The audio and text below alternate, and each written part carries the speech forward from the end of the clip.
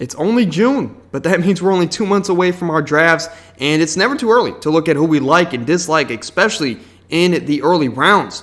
Today we're going to be going through the first 8 rounds like we did on Wednesday, but today we're going to be looking at the players we don't like here in the first 8 rounds based off of current ADP. But before we get into that, we're on the road to 300 subs on the channel. So if you enjoy the channel at any point, please support us down below. Whether if you subscribe or just like the video, it all goes a very long way on this road to the next milestone. And we can't get there without you guys, right? But without further ado, let's get into round 1.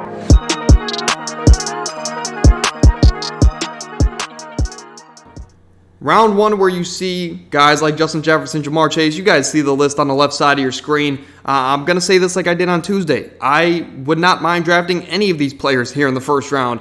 But if there was 2 guys I'd have to worry about, right, if I had to give an answer, it would be Davante Adams, with his downgrading quarterback as far as fantasy production, right, as Jimmy Garoppolo doesn't push the ball down the field like Derek Carr.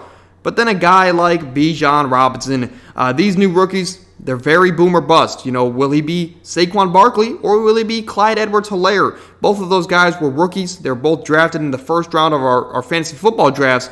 But they had 2 completely different results, right? But Bijan Robinson, this is a guy who ran for 1,500 yards and 20 touchdowns last year at the University of Texas, Hook 'em Horns. But he's an explosive runner. He's a sneaky receiver. He's joining Arthur Smith's run-heavy offense that, as of last year, had the best-rated offensive line per PFF. Not to mention, he's joining Desmond Ridder, who loves to check. Or he has a bit of an arm to him. But these younger quarterbacks love to check down, get the ball out quick and efficiently, and Bijan could be a big receiver of those check downs. But Bijan is a rookie. He's going to have, there's a wide spectrum of where this guy could finish in 2023. And with him having a committee with him in the first half of the year, there's no telling on what side of the spectrum he could end up. So that is going to be why I just have the most questions here about Bijan compared to the other 12 guys in the first round. Round 2, you guys see the green boxes on the left side. We're looking at Jonathan Taylor. Maybe that offense is that poor in Indianapolis that he doesn't get a lot of work on the ground, right? The team's going to have to push the ball a lot down the field. And maybe if that offense is that poor, he's not going to get a lot of scoring production. The quarterbacks here, you see the big 3. As I've mentioned on Wednesday, I love to draft these guys in round 3. That's the earliest I'll take one of these elite quarterbacks, or maybe at the end of the second, right, going into the third. It's all the same, but I would prefer to draft those guys in round 3, which leads me to Chris Olave, a guy who I don't mind Olave, right? I actually prefer to draft Olave in the third or so round of our fantasy football drafts. But if I had to pick somebody, this is a guy that has a decent amount of questions with him going into next year. He has an upgrading quarterback, I will say, in Derek Carr, which is going to be the best quarterback of his young NFL career. But Derek Carr is also coming off of his worst career year as a pro. Can Derek Carr bounce back? And if he can, how quickly can Derek Carr and Chris Olave get on the same page on the field? How quickly can they mesh and at a high level, right? Now, I will say, Chris Olave had 67 catches, almost 1,000 yards with Andy Dalton as his quarterback last year. So it can't possibly get worse than that, at least you would think. This is a guy who's going to be looking to take that second-year superstardom leap at the wide receiver position. So you would strictly be betting on his upside with a second-round selection. But there are some questions here with Chris Olave. Round 3, we're going to narrow it down here to Deebo Samuel, Calvin Ridley, Amari Cooper, and DK Metcalf. And Deebo Samuel, Calvin Ridley, and Amari Cooper. I will say I would not like to draft any of those guys here in the third round. But if I had to narrow it down to one, it would be DK Metcalf. We're talking about a guy who last year, on the positive side, was second in red zone targets. He just had some pretty bad luck when it came to that, right? If he got a couple more touchdowns, maybe we're looking at him in a different light. But he is still the number 1 in this offense. But when we look at the negatives, they just simply outweigh the positives for a third-round pick, right? DK Metcalf, his fantasy production has dropped 3 straight years. Last year, he had 3 big games. That's it. That fueled his number 16 finish overall. But aside from those big 3 games, right, he had 6 weeks where he finished as the wide receiver 55 or lower. Sometimes he was an afterthought where you're looking at your bench and like, man, I had to start him because it is DK Metcalf, but his fantasy production wasn't there as as our liking, right?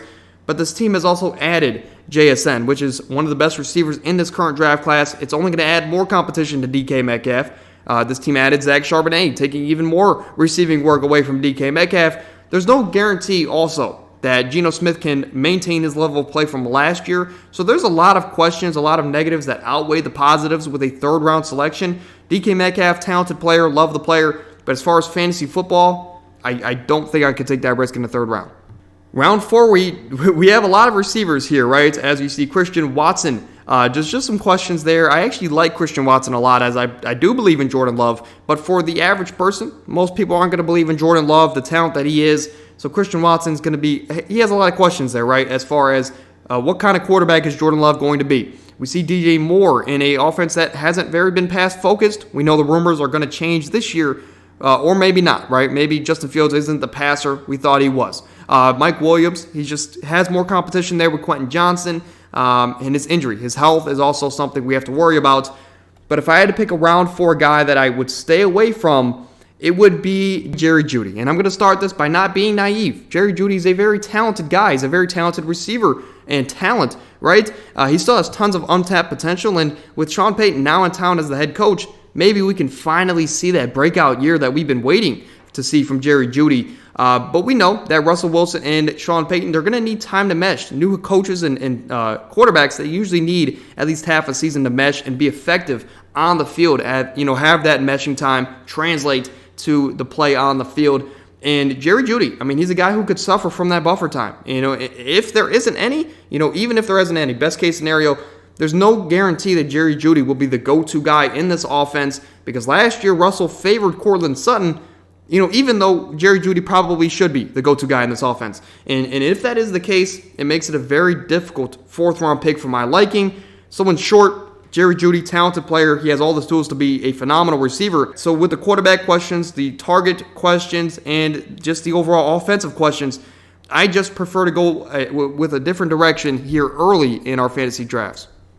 In the 5th round here, we see guys like Drake London, Terry McLaurin, Michael Pittman, Chris Godwin, and Joe Mixon. Joe Mixon, I'm going to stay away from here, even though he has his questions off the field, because if he's on the field and he's ready to go, Joe Mixon's no doubt a banger of a pick here in the 5th round. Chris Godwin, there's questions with Baker Mayfield. Can he produce a fantasy-relevant wide receiver? Michael Pittman, Anthony Richardson's not known for his accuracy all the time, especially as a Florida fan, right? I can back that statement. But Michael Pittman, he's going to be the number 1. He's going to be a big body that Anthony Richardson does look to go to a lot, especially in the red zone. And Drake London, a guy who showed promise last year. He had actually a couple of decent games. He actually beat me single-handedly in a couple weeks last year. But I'm going to stay away from those guys here, right? I'm more so going to shift my focus to a guy that I don't really want to. But it's going to be Terry McLaurin, a guy that is suffering from the Larry Fitzgerald problem. It's a guy that is one of the most talented wide receivers in the NFL year in and year out, but his career is basically being wasted by the carousel of poor quarterback play that he's had early in his career. This guy, this year I'll say, Terry McLaurin is going to have a second-year man, Sam Howell, who I will say on the positive side, last year Sam Howell, he started one game, and in that game, 33% of his throws were to Terry McLaurin, which is only a positive, right? But I honestly hate putting Terry McLaurin here because I know the talent that he is, but it all comes down to quarterback play. And if Sam Howell's not the guy that they're expecting him to be coming into next year, they're going to have to rely on Jacoby Brissett, which as a Browns fan, hey, Jacoby Brissett made Amari Cooper pretty relevant last year. But again, Jacoby Brissett's a backup for a reason. There's no guarantee in this quarterback room that Terry McLaurin will get consistent production from the quarterback position. It makes him a very hard pick here in the 5th round. And even though he's a very talented guy, it's hard to draft him. In the 6th round here, you see guys like Mike Evans. Same argument with Chris Godwin there as far as their quarterback situation there in Tampa. Dameon Pierce, as a Florida fan, it's kind of hard to put him here, right? But there is still questions around how much work is he going to get, and if that offense is going to be that bad, is Dameon Pierce going to be able to be fantasy relevant? Kadarius Toney is another guy, and Dalvin Cook, right? Dalvin Cook is a guy I want to dive into, as reports this morning say that he was cut by Minnesota, and Minnesota is going to try and trade him to a Denver or a Miami until his release is made official on Friday. But there's a lot of uncertainty where Dalvin Cook will be playing in 2023, which is not what we like to see here in fantasy football. Let's not get it twisted, though. Dalvin Cook is a very talented player. He could end up in good offenses like Denver or Miami and be a viable option. But to me, even those situations are okay at best, right? Miami, they love to push the ball down the field. They don't really pass the ball a ton to their running backs, so it's strictly you're going to be betting on touchdown upside in the red zone for Dalvin Cook in Miami. And for Denver, they have a committee, right? They have a committee led by Javonte Williams, who's a young running back. He's very talented, and I believe in Javonte a little bit more than the average person. It all depends on where Dalvin Cook, a guy like him, ends up as an aging running back with an uncertain future ahead of him. I don't care to draft a guy with that many questions, that many big questions, right, going in round 6. I would draft him maybe in like rounds 8 through 10, maybe take a flyer on just the talent of Dalvin Cook. But round 6 is a little too risky for my liking. But Dalvin Cook, talented player, just where's he going to go? Round 7, we have Deontay Johnson, Marquise Brown, Isaiah Pacheco, and Alexander Mattison. Alexander Mattison, I will say there is questions, just can he be a lead back, week in and week out? But that's really the only question here with Alexander Mattison is he's now the bell cow running back there, maybe in Minnesota. But Deontay Johnson, the Pittsburgh, they're going to commit to George Pickens this year, at least we would expect. Marquise Brown, there's no guarantee from the quarterback position he is going to be relevant. Isaiah Pacheco, I could see taking a step up, but it's a little bit risky for me, right? And that's why I'm going to lean here towards Gabe Davis. Gabe Davis, he didn't live up to the expectations that all of us fantasy players set for him last year. He finished as the wide receiver 36 in fantasy with an 18% target share, which is 43rd best in the league. But since he has Josh Allen as his quarterback, those spike weeks are still going to come in 2023. He's still going to be maybe a weekly or a spot start here guy in 2023. But at this point, he's not that consistent number 2 guy that we thought he could be for our fantasy teams. And with the addition of Dalton Kincaid and James Cook, maybe even a Dalvin Cook, right? Have both of those brothers in the backfield. With all those guys possibly coming in, taking a bigger step in this offense, taking more production away, the highs and lows are going to be more pronounced this season for Gabe Davis, and I'm just going to prefer to stay away from him, even though he's in a very high-powered offense. But moving over to the final round, round 8, we see guys like Quentin Johnson, Anthony Richardson, and James Cook. There's just some questions on their productivity this year. James Cook and Quentin Johnson are very young, same with Anthony Richardson. So there's just production for them, how much you're going to bet on the young talents going into 2023. But for my 8th round guy, it's going to be Michael Thomas, right? 2 Saints receivers make this list, but for good reason, in my opinion. But for Michael Thomas, mainly it comes down to health. Last year, he only played 3 games, and he did look okay in those 3 games, right? But even in those games, he wasn't playing 100% of the snaps, and he still got hurt. This is a guy who's had 3 injuries in the last 3 years that have all kept him out a significant amount of time. It's hard to trust Michael Thomas, right? Especially in 2023 now, 4 years removed from that great 2019 year, which was the last time he played significant time. And since that point, the Saints have gotten a new coach, a new scheme, and 2 more quarterbacks. And sure, I will say this, Derek Carr is in town now, and he's going to be the best quarterback that Michael Thomas has had since Drew Brees, which is basically the last time Michael Thomas played. But if Michael Thomas is not on the field, it doesn't matter who the quarterback is, right? And to be completely honest, everybody does have a price in fantasy football. I wouldn't draft Michael Thomas any earlier than round 10, in my opinion, just because of the risk that he has. Can Derek Carr bounce back? Can he stay healthy? I mean, that's the biggest thing. Availability is the best ability, and Michael Thomas hasn't had that in the last 4 years. But just to recap here, in the first 8 rounds, in the first round I had Bijan just because of, rookie running backs, they're hard to gauge, and that committee there in Atlanta. Chris Olave, strictly because I had to pick somebody for the second round. I love the talent of Chris Olave. DK Metcalf, Jerry Jeudy, Terry McLaurin, and Dalvin Cook were rounds 3 through 6.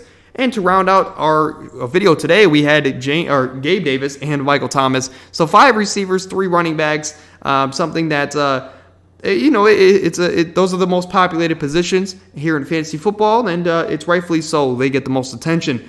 But that's going to do it for today's show, as another great week in the books. 2 great podcasts with my co-host and I on Tuesday and Thursday. 2 great fantasy episodes, I'll say, on Wednesday. And today, we're grinding over here at the Anomaly Podcast. We're on the road to 300 subscribers. If we haven't hit that mark already, help us get us there, right? If you enjoyed this video and if you enjoy the content at all, right? We're also on TikTok and Instagram, as well as YouTube Shorts. So we're grinding over here. We're doing everything as far as media here at the Anomaly Podcast. But another great video in the books. We'll see you guys next week for another great stretch of 4 videos.